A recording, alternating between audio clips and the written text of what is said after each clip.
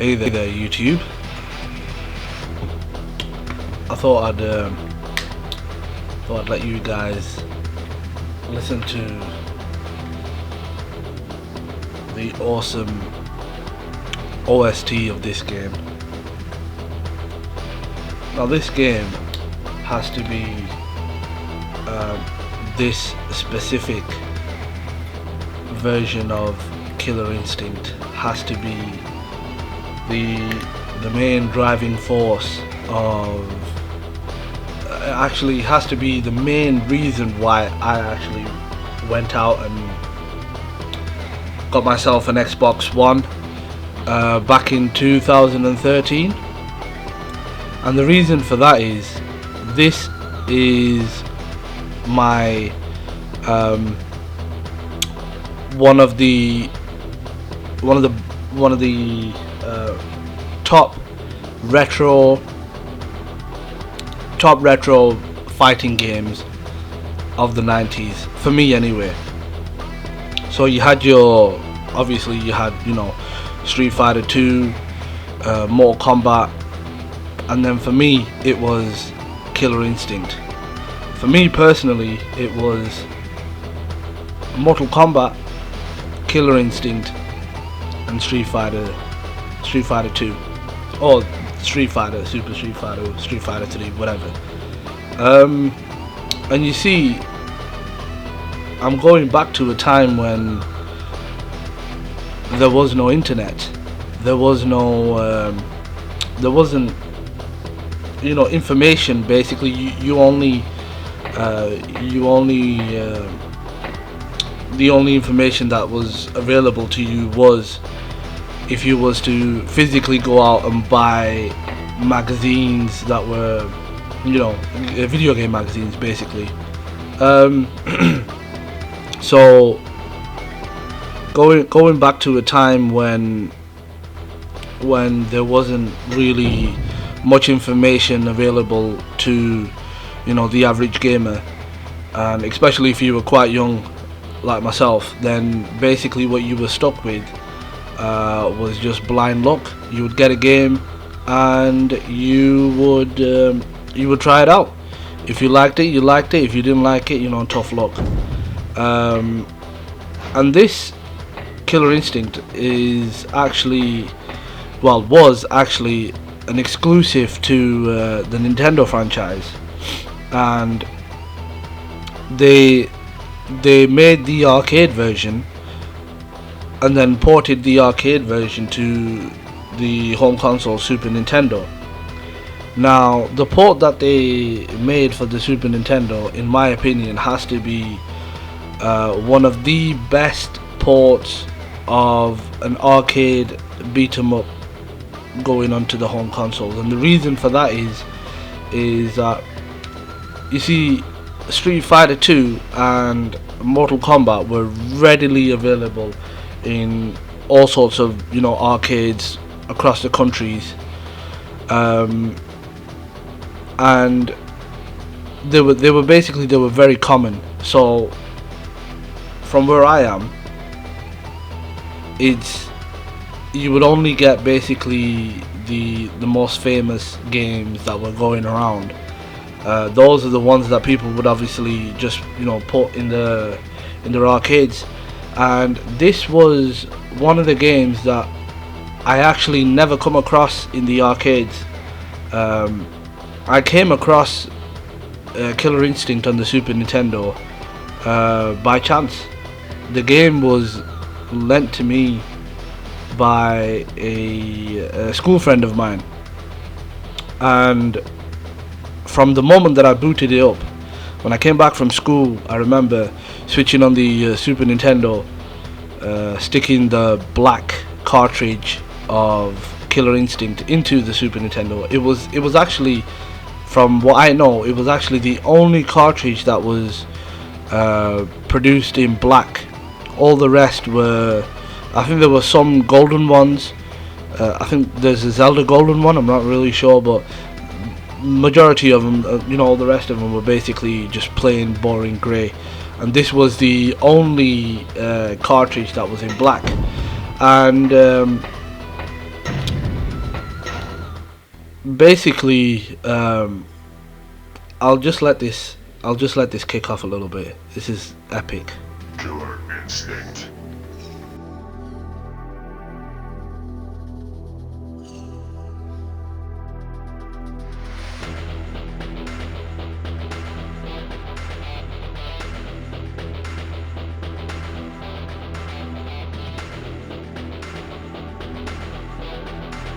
Killer instinct.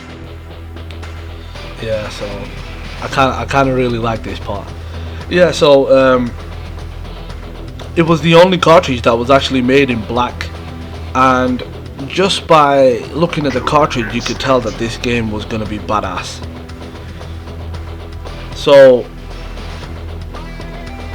upon playing this game, I instantly, once I actually figured out how you're supposed to play the game,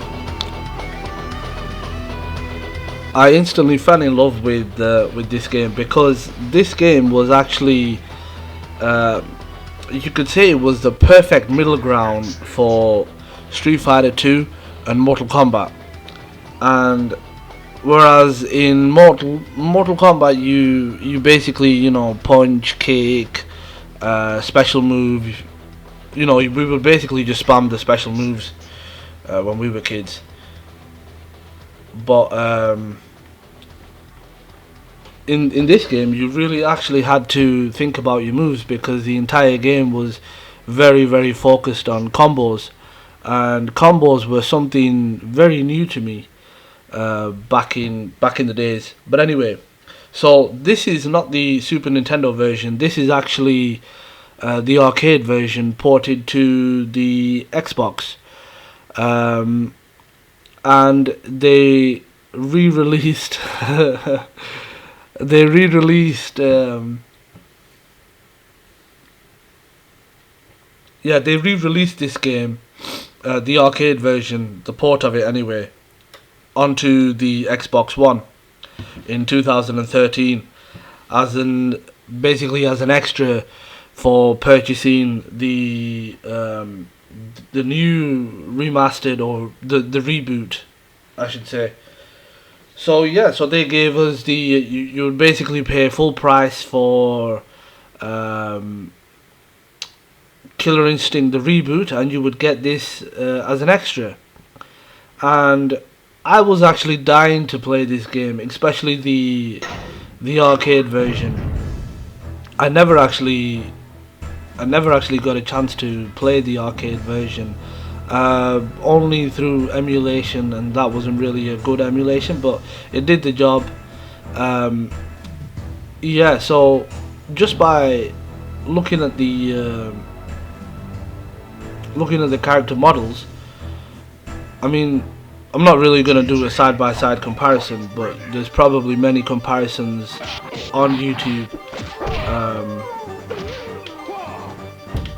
already, so there's no point me doing a comparison, but you can actually tell that this is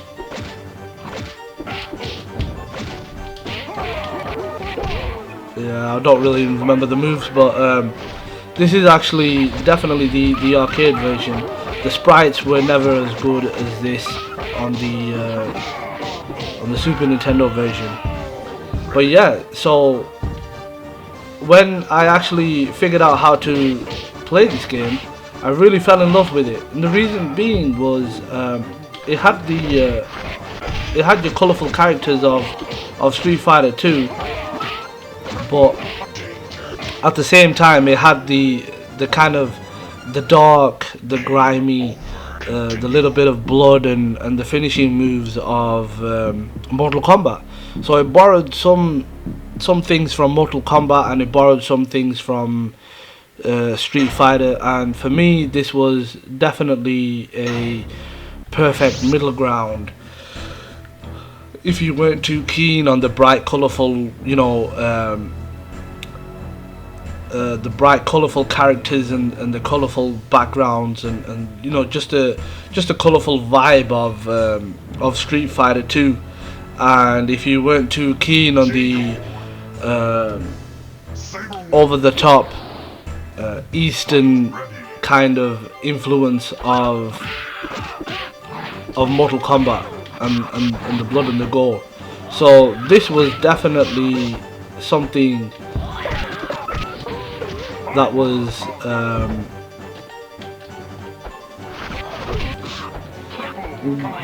you know, basically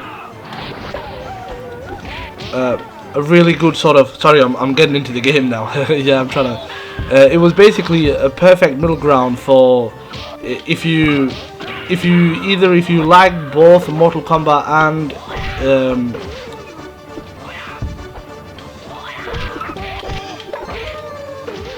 if you like both Mortal Kombat and Street Fighter 2, you would definitely love this game.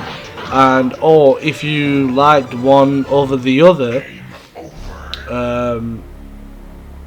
I mean, if you fell into the category of liking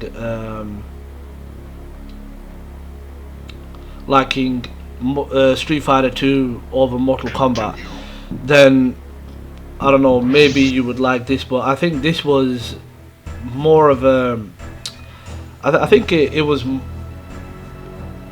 more Mortal Kombat fans actually sort of enjoyed this than the Street Fighter 2 fan base. But yeah, I mean, I enjoyed, I love both games, Mortal Kombat 2 and Street Fighter 2. I mean, Mortal Kombat series and the Street Fighter games. Loved them both, but this game really stood out for me because it was very unique.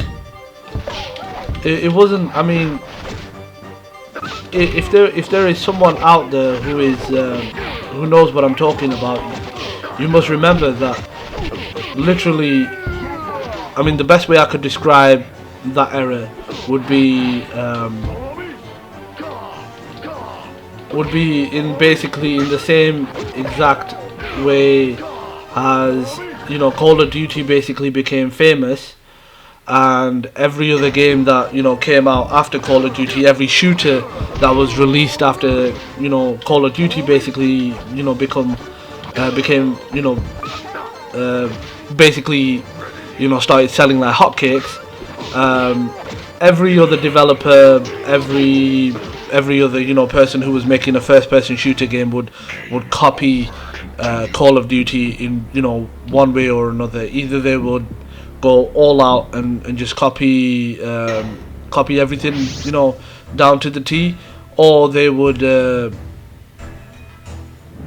yeah, you're probably looking at her cones and thinking, what the hell? Hey, this was, you know, this is a 90s game. Yeah, so every other game, you know, every other developer would make a beat 'em up, you know, after Street Fighter 2, after the success of Street Fighter 2, and they would mimic Street Fighter 2 in every possible way which they could. And so basically going from a time when, you know, I mean, well, coming from a time when every other, you know, beat 'em up would copy Street Fighter 2 or Mortal Kombat, this was basically a game that found, you know, a sort of a middle ground, and but it was unique in its own right as well. And it's the uniqueness of this game that actually it was the uniqueness of this game that actually really sort of, you know, turned me into a fan of it. So much so that I was actually sort of after the release of this, it was actually this franchise that made me go out and purchase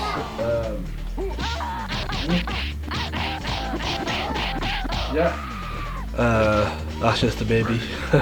Yeah, it was this franchise that was actually responsible for me making the decision of going and buying the next system from Nintendo, because I had basically turned into a fan. And not only is the game very unique and very, very fun to play. But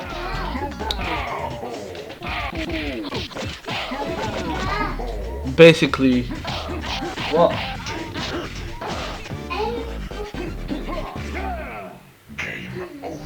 Yeah.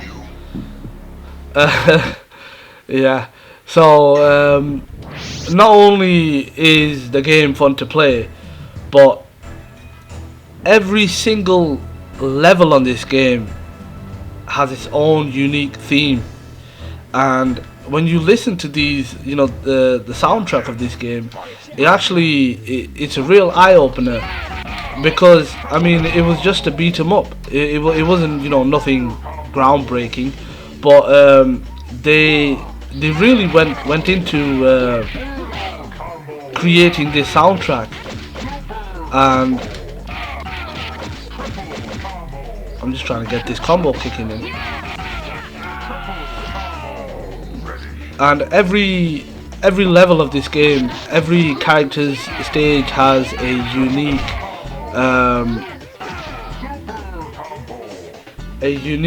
theme to it, and very fitting to the character as well. For example, Chief Thunder has his own level, and in Chief Thunder's level, the theme is very sort of Native American. It sounds really good. You can really get into it, and even the opening Killer Instinct theme is really good. And they've actually followed up with that with the reboot as well.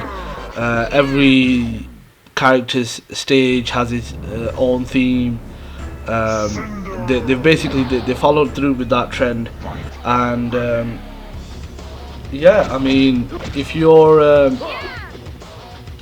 someone who hasn't actually experienced this game, or likes 80s and 90s beat 'em ups, and you haven't actually come across this game, which most likely, it's hard to believe that most likely, if you're a fan